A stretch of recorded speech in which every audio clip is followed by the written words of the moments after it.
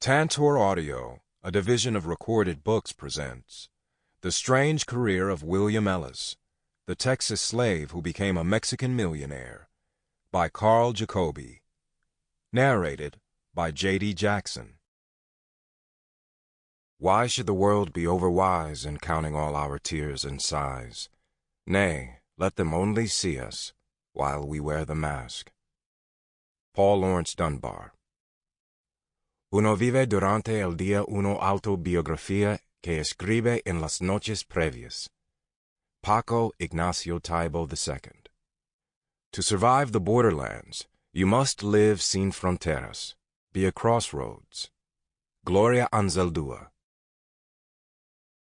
Prologue. Through History's Cracks. In 1909, the fastest way to make the 3,000-mile journey from Mexico City to Manhattan was via the Ferrocarriles Nacionales de Mexico's Aztec Limited. New York-bound passengers boarded the train in the evening at Buena Vista Station, located just a short streetcar ride away from the Mexican capital's bustling central plazas. After picking their way through the vendors, who thronged the station offering everything from newspapers to tamales, ticket holders settled into all the comforts that first-class travel at the dawn of the 20th century could provide. Fully stocked library, smoking room, buffet cars serving multi-course meals, and Pullman sleepers with private compartments and beds. As the train steamed its way north, and night gave way to the first light of a new day, the vista rolling by the windows slowly began to shift. In place of colonial cities with Baroque cathedrals and cobblestone streets, passengers could glimpse haciendas with lowing herds of cattle and long rows of agave plants, then the dusty, far-flung villages, rugged mountains, and forbidding deserts of the Mexican north. Near noon on their third day aboard the Aztec Limited, travelers reached the international borderline.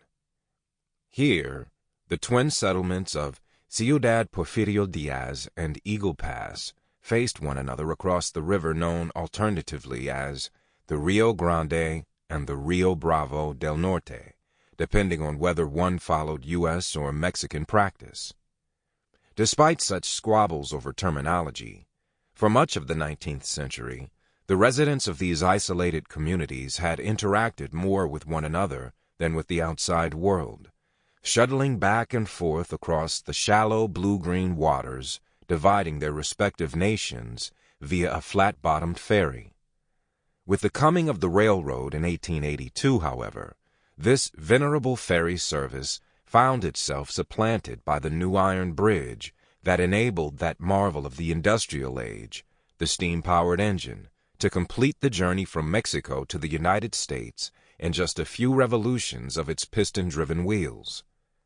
The railroad remade the geography of Eagle Pass and other border towns along the Rio Bravo del Norte, such as Laredo and El Paso, in other ways, too.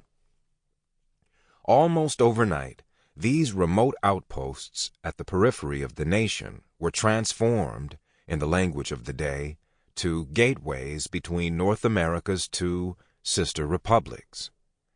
For the passengers aboard the Aztec Limited, crossing the border was at once routine, yet momentous. After the train journeyed across the bridge spanning the Rio Grande and pulled into the one-story depot on the eastern edge of Eagle Pass, agents of the recently created U.S. Department of Commerce and Labor, dressed in their regulation dark blue uniforms with brass buttons, climbed aboard to inspect the passengers and their luggage. Agents evinced no interest in narcotics like heroin, marijuana, or cocaine, all legal in 1909, but sought instead imported delicacies.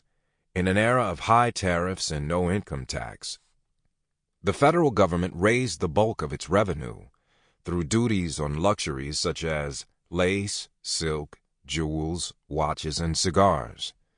Next, in a measure that spoke volumes as to the border's role in establishing personal identity as well as national territory, these same agents compiled. Sample complete.